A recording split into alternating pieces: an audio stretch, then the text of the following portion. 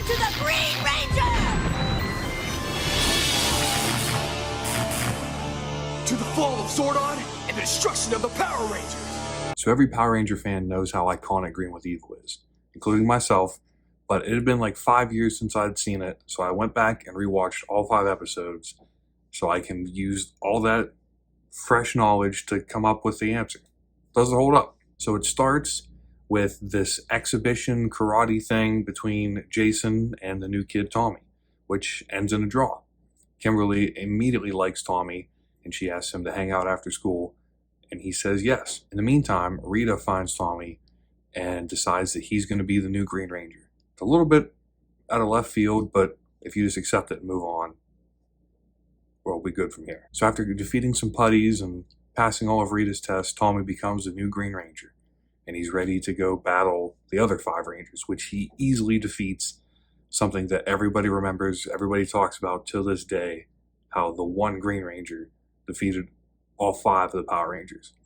Crazy, still cool, still holds up to this day. Next, Rita sends Tommy into the command center, which, because he's technically a Power Ranger, he can enter.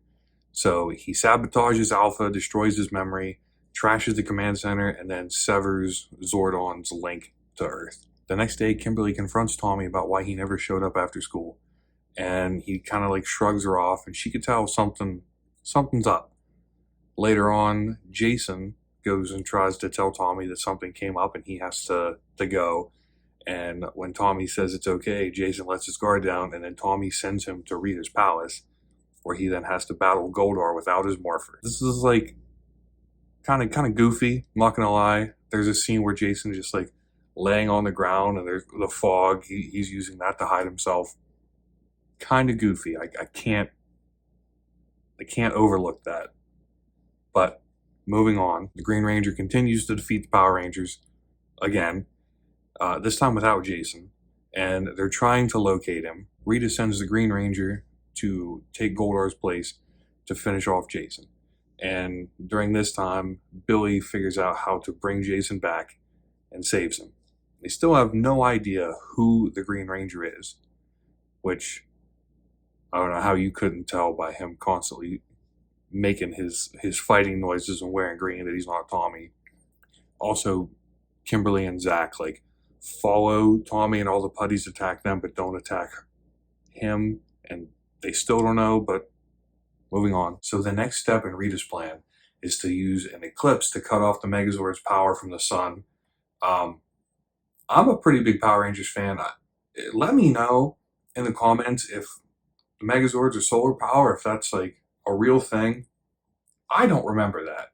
So please let me know. Maybe I'm just dumb, but I've never heard of them directly gaining their power from the sun.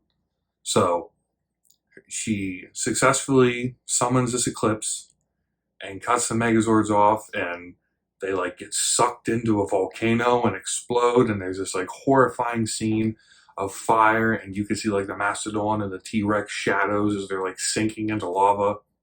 Pretty dark for the 23rd episode of Power Rangers. Kind of crazy that this happened. I also forgot to mention there's a part where the Megazord is battling both Goldar and Scorpina, and then Rita makes Tommy giant, so now they're fighting giant Goldar, giant Scorpina, and a giant Green Ranger. And I'm not gonna lie, the giant Green Ranger is kind of cool. That was just something I forgot. It doesn't really matter.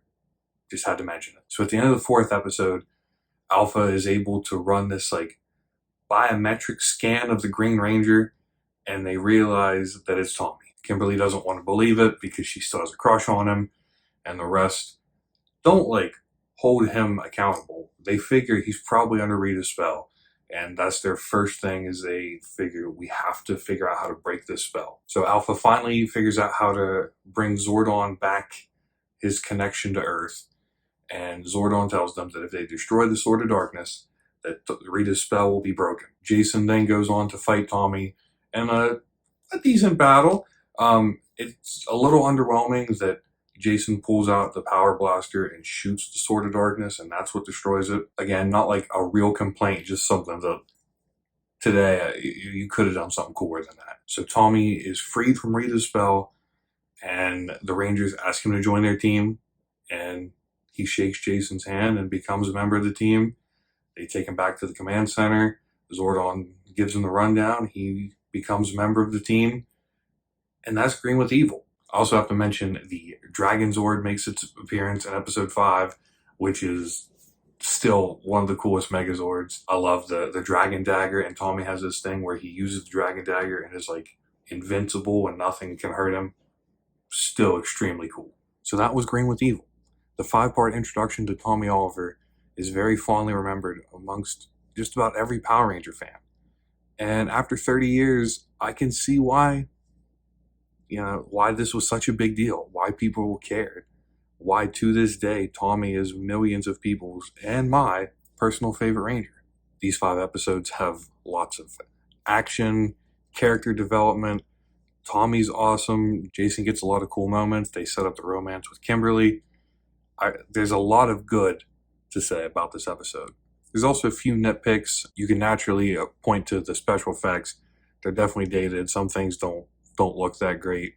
I can look past that. The Jason hiding in the fog, again, I can look past that. So after watching all 5 episodes, the question still remains, does it hold up? And the answer is yes. It holds up. It's a great introduction. Like I said, the effects aren't what they were in 1993. I don't think they were that great in 1993, but that's like one of the only nitpicks. It's a great introduction to Tommy. He gets 4 episodes to just destroy the Power Rangers in the last one. He joins them. These 5 episodes, they serve as more than just the introduction of the first 6th Ranger. They serve as the introduction to the most iconic character in all of Power Rangers. And no amount of lackluster special effects or lapses in canon or just goofy mistakes can really take away from how iconic this arc is. And I had a blast watching this again, and I hope in the next 5 years I come back and see it again and again. I've been Red Ranger Rider. Please go check out Green with Evil if you haven't seen it in a while, or if by some miracle you've never seen it all. Go check it out.